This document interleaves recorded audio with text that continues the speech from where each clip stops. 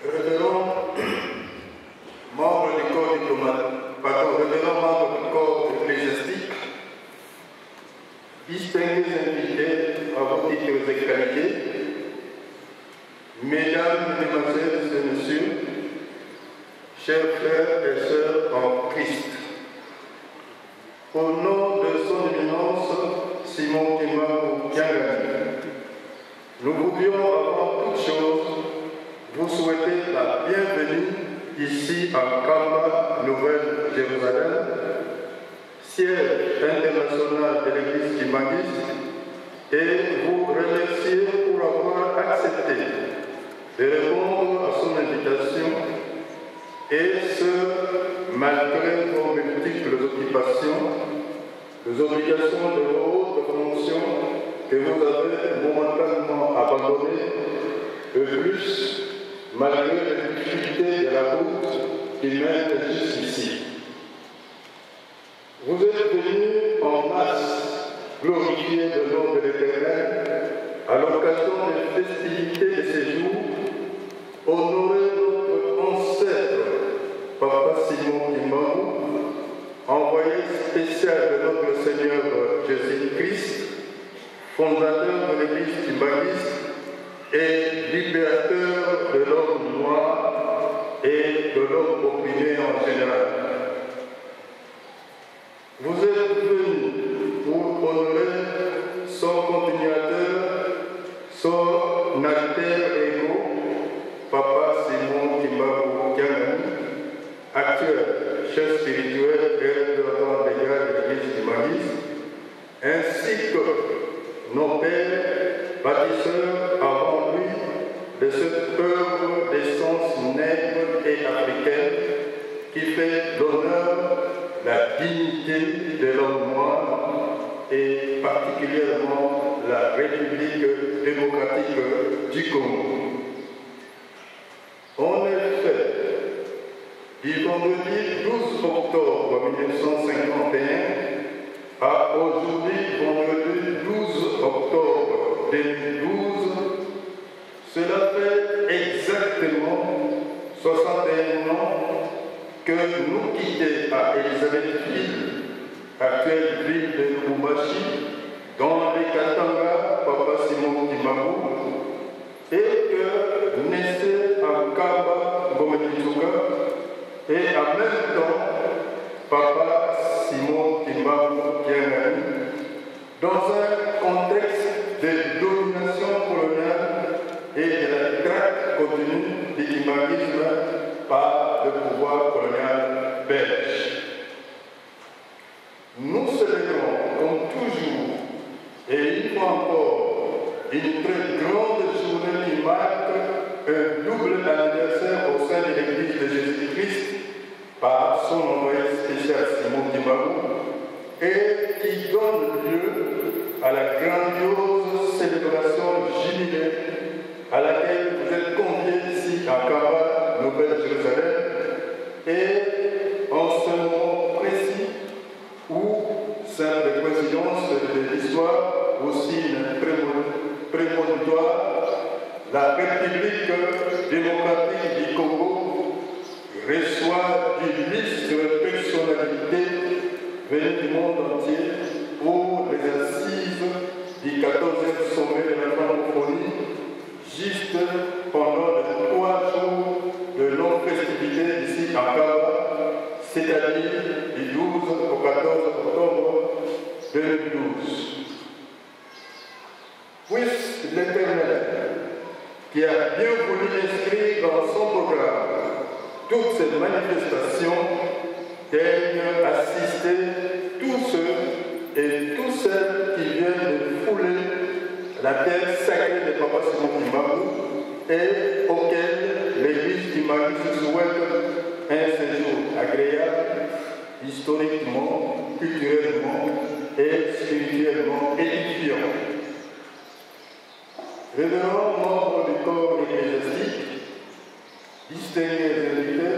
à votre qualité, mesdames, mesdemoiselles et messieurs,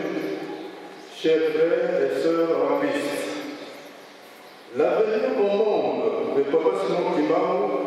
est la manifestation de la volonté de Dieu, car promise par Jésus-Christ lui-même à ses disciples, tel que nous la lisons dans l'évangile de Jean 14, 16. Né le 12 septembre 1887, Papa Simon Kimbangu débuta son ministère le 6 avril 1921 avec la guérison miraculeuse de la jeune adolescente du nom de Diakon du village de Bomituka, près de Nkamba. La grandeur de sa mission et de son œuvre se manifesta aussitôt et avec une certaine rapidité par l'enseignement et les actes de puissance qui ont fait déferler à Nkamba, son village natal, des milliers et des dizaines de milliers par jour de pèlerins venant de toutes les contrées proches de l'Oden, des pays limitrophes comme le Congo-Brazzaville et l'Angola, à la recherche du salut et de la guérison tant spirituelle que physique. Son œuvre fut d'une telle ampleur qu'elle secoua et ébranla l'édifice colonial de l'époque. Papa Simon Kimbangu fit l'objet de toutes les accusations ainsi que des enquêtes orchestrées par la troïka coloniale composée de l'administration publique belge, des missionnaires et des commerçants ou des sociétés achats présentes sur le territoire du Congo belge. La même évangile apportée en terre africaine par le missionnaire avalé à Papa Simon Kimbangu d'être poursuivi et traqué. Le pouvoir colonial avait décidé d'anéantir et de faire disparaître son œuvre. Auréolé d'un prestige inégalé parmi les siens, Papa Simon Kimbangu fut arrêté à Nkamba le 12 septembre 1921, après s'être livré lui-même. Avec lui furent arrêtés 125 autres personnes, parmi lesquelles ses sacrificateurs sacerdotaux, ses disciples de premier plan. Jugé à Tesville, actuel Bazamboubou, par un tribunal militaire d'exception, Papa Simon Kimbangu y fut condamné à mort, peine commuée par la suite en détention à perpétuité par le roi des Belges. Papa Simon Kimbangu fut aussitôt transféré à la prison centrale de Kassongo à Elisabethville, actuelle de Lubumbashi, après beaucoup de péripéties chemin faisant. C'est là, à Elisabethville, qu'il purgea sa peine jusqu'à sa mort le 12 octobre 1951, après 30 années d'emprisonnement. Ce qui fait de lui le plus vieux prisonnier d'opinion au monde. Omnipotent, omniscient et omniprésent, Papa Simon Kimbangu avait démontré à l'occasion de sa mort ses caractéristiques divines par nombre de faits extraordinaires. Premièrement, il l'avait un jour auparavant personnellement annoncé à ses geôliers en précisant même le jour et l'heure exacte. Deuxièmement, il mourut avec un œil ouvert et l'autre fermé. Ensuite, le corps médical de l'hôpital central qui pratiqua l'autopsie sur son corps fut stupéfait de découvrir un corps sans organe interne, un miracle qui confirma sa toute-puissance divine. Enfin, nous rappelons que Papa Simon Kimbangu fut inhumé et enseveli au cimetière de Sapin 2, dans la commune de Kapenda à Lubumbashi, le 13 octobre 1951, par et devant une poignée de Congolais anonymes dans l'intimité et la fraternité africaine. Son corps demeura sur le sol d'Ikatana pendant 9 ans, soit un total de 39 ans. Lors de l'exhumation de son corps en décembre 1959, celui-ci sortit intact de la terre et ne connut aucune corruption et demeure jusqu'aujourd'hui à l'état dans son mausolée ici à Kaba Nouvelle-Jérusalem. Chacun sait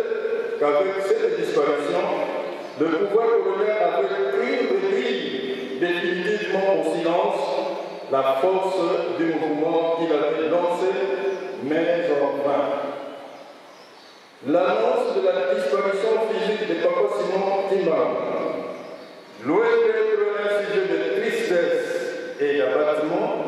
fit au contraire redoubler de ferveur et de foi en leur libérateur de l'humaniste demeureux dans la clandestinité, car il savait que Dieu ne meurt jamais. Car même arrêtés, relégués, déracinés et surveillés, ils organisèrent plus que jamais leur clandestinité sous la houlette de Maman Mouilou Kiawanga, Marie, son épouse. C'est pendant la clandestinité que naquit incognito à Kaba, Ngomedituka, Papa Simon Kimbangu Yangani, de Papa de Noël Yangani Salomon, des jeunes fils de Papa Simon Kimbangu et de Maman Kiwasisi Loa Kisita Marie, ce même 12 octobre 1951, juste au moment où, à Elisabethville, Papa Simon Kimbangu rendait l'âme. Voilà opéré le mystère de Dieu s'agissant de cette naissance ou de cette réincarnation formellement annoncée par Papa Simon Kimbangu lui-même à son fils, son éminence Joseph, lorsqu'il l'avertit en 1951 que l'enfant mâle qui naîtrait en 1951 d'une des épouses de ses 3 fils serait lui-même. Voilà pourquoi la date du 12 octobre renferme une double et très grande signification au sein de l'Église kimbanguiste. Le kimbanguiste la célèbre avec autant d'allégresse qu'ils savent que si un Dieu est mère, il ne peut pas se reproduire. Papa Simon Kimbangu nous quitta, mais il revint aussitôt et instantanément parmi nous le même jour et au même moment. Ces jours-là, le 12 octobre 1951, quand bien même qu'il fut marqué par les douleurs de la séparation, avait fait stopper les pleurs et les larmes. Les sentiments de peine ont apparu désormais au passé et se sont transformés par la grâce divine en moment de bonheur, de joie, de consolation, de repentance, en moment de pardon et de tolérance.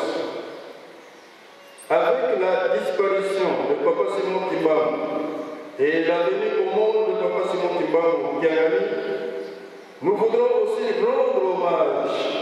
à tous les martyrs de la cause kimbanguiste. Nous pensons notamment aux souffrances endurées par les 37 000 familles déportées